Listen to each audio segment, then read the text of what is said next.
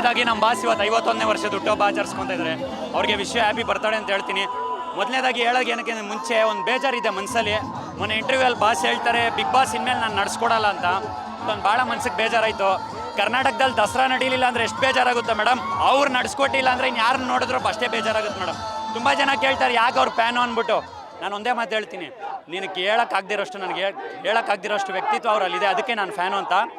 ಅಣ್ಣನ ಫ್ಯಾನ್ ಆಗೋಕ್ಕೆ ಜಾತಿ ಗೀತಿ ಭೇದ ಭಾವ ಜಾತಿ ನಾಯಿಗಳು ಹಂಗೆ ಹೆಂಗೆ ಅಂತ ಒಂದಷ್ಟು ಜನ ಹೇಳ್ತಾರೆ. ಅವ್ರಿಗೆ ಹೇಳೋದಿಷ್ಟೇ, ನಾನು ತೆಲುಗವನು ಕನ್ನಡದವನಲ್ಲ, ಆದರೆ ಹುಡ್ದಾಗಿಂದ ಅಪ್ಪಟ ಕಿಚ್ಚನ ಅಭಿಮಾನಿ.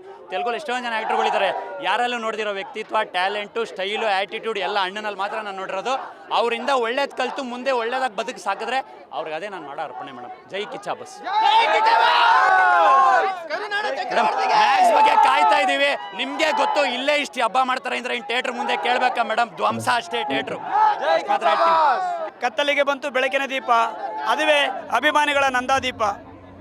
ಅದುವೇ ಅಭಿಮಾನಿಗಳ ನಂದಾದೀಪ. ಇರುವುದೊಂದೇ ದೀಪ ನಮ್ಮ ಎಲ್ಲರ ಅಚ್ಚುಮೆಚ್ಚಿನ ಕಿಚ್ಚ ಸುದೀಪ. ಅವರಿಗೆ ಭಗವಂತ ಆಯುಷ್ ಆರೋಗ್ಯ ನೆಮ್ಮದಿ ಕೊಟ್ಟು ಸಕಲಾಭಿವೃದ್ಧಿ ಕೊಟ್ಟು ಕಾಪಾಡಲಿ. ಹೆಚ್ಚಿನ ಅಭಿಮಾನಿಗಳನ್ನ ಸಂಪಾದನೆ ಮಾಡಲಿ. ಒಳ್ಳೊಳ್ಳೆ ಫಿಲಮ್ನ ಕೊಡಲಿ. ಅವ್ರ ಮಾರ್ಗದರ್ಶನ ನಮಗೆಲ್ರಿಗೂ ಕೂಡ ಇರಲಿ. ಇದೇ ಥರ ಕಷ್ಟ ಬರಲಿ ಸುಖ ಬರಲಿ ಎಲ್ಲ ಅಭಿಮಾನಿಗಳು ಕೂಡ ನಾವು ಅವ್ರ ಜೊತೆ ಕೈ ಜೋಡಿಸ್ತೀವಿ ಅಂತ ಹೇಳ್ತಾ ಭಗವಂತ ಅವ್ರಿಗೆ ಒಳ್ಳೇದು ಮಾಡಲಿ, ತಾಯಿ ಚಾಮುಂಡೇಶ್ವರಿ ಅವ್ರಿಗೆ ಒಳ್ಳೇದು ಮಾಡಲಿ ಅಂತೇಳಿ ಶುಭ ಹಾರೈಸ್ತೀವಿ. Thank you. ಗ್ಯಾರಂಟಿ ನ್ಯೂಸ್, ಸುದ್ದಿ ಖಚಿತ, ನ್ಯಾಯ ನಿಶ್ಚಿತ.